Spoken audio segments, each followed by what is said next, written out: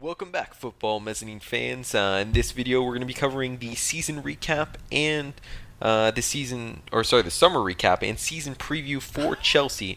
So, getting into this, transfer-wise, it was actually probably a bigger, as far as relatively to the other teams, bigger transfer season for Chelsea. They had Jorginho coming in, which I think was a great pickup, strengthening that central mid. You had I'm gonna destroy this name, but Kepa Arrizabalaga from That's not bad, actually. from Athletic Bilbao for something like 80 million euros, breaking the keeper world transfer record. Twice in one summer. Yeah, well, yeah, Allison broke it, and then Chelsea broke it with Kepa for 80 million euros. Because Courtois left for roughly around 35 million pounds, so I think like around 40 million euros to Real Madrid. And they were really on the wire when they picked him up for the transfer season deadline, so they had to go and get his buyout clause. He's 23 years old. He's a very good goalie. Real Madrid was actually, there was rumors about him, or them trying to get him kind of to take over from Navas as well, but Chelsea ended up taking him. They weren't able to get Jan Oblak, which apparently they offered almost something like 100 million euros for, and because they took his buyout clause, and then Atletico had to accept, and then their keeper Oblak actually refused, so that didn't pass through. Nice. But either way, it'll be interesting going forward. I don't think Madrid needed Courtois, but Chelsea at least picked up a decent goalie coverage. We'll see how far he goes, so that'll be interesting to see how he develops. They picked up also Kovacic on a loan from Real Madrid, which will be kind of a nice... Great signing. Yeah, great signing. It's nice for the year. My problem is I wish they had a like an option to buy at the end of it. I think there is. No, I'm pretty positive there almost isn't in this case, which is unfortunate. But either way, it's good for at least the year. It'll strengthen them up. On the outs, we did see Courtois leave. And really, besides that, it was just a whole bunch of loans, as Chelsea normally does.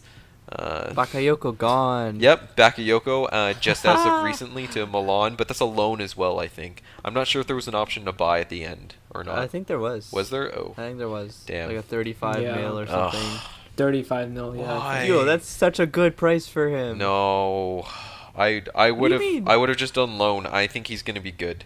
I think he's going to easily cover 35 million pounds. Lad, he's so bad. No. I think he's going to be good. I think what they should have done is just loaned him back to Monaco. Loaned him back to Monaco, let him develop with their young good team. I'm surprised you have faith in him. I do. I think he's going to be good, honestly. The fact that they're putting an option to buy, I think that's going to hurt them in the long run. But either way, be interesting. They did not sign anyone in the striker position. They kept Murata, so that'll be interesting to see. They loaned out Batshuayi. I don't know why. I think they still Valencia. wanted him to develop, and they couldn't guarantee him a bunch of playing time. And for his development, giving him more playing time at Valencia is going to be better than only getting him a couple games at Chelsea. Yeah, but you guys are gonna have the same problem as last year, goals. I agree with you. We will, and that's why I was hoping that if anything, they would spend like 100 million euros and get Lewandowski, but that didn't pan out at all. That money went for Kepa. Yeah. Which they really needed a goalie at the point when they sold Courtois, especially considering if they waited, he was just going to go on a free transfer of Bosman. That money's probably going to fund Sarri's cigarettes for like a week too. They're actually building him. This is getting on top of it. They're building him like a smoking pit basically for him. You know how much he smokes, dude? Oh, ridiculous! I think amount. it's like 5 packs a day or something. Yeah. It's like, what the fuck? Okay, but getting back into this, as far as the season goes, promising. They strengthened their midfield a lot. They really didn't lose anyone. They kept Hazard, which was huge. So if they can somehow either get Murata to kick up his scoring or compensate well with the wings and the midfields, which they did at least... we'll get into that later, but if they can compensate at least with the striker or with the wings and the midfields, if for some reason Murata's not coming in, they could have potentially a really good season. This can go either way for me. It's really hard to call. But at least it's promising. What do you guys think? Are you happy Courtois is gone? No, I would have liked him to stay, but you know what? Such a snake, though. It's just... It's annoying It is what for it me, is. and yeah, it is what it is exactly. And I don't see why Madrid got him. Navas has been great for them. They really didn't need him, but they did get him at a good price, and he is what 27 or 26, so he's got plenty of good years left. I think it'll pay off in the long run for them, especially at the price they paid for him. Yeah.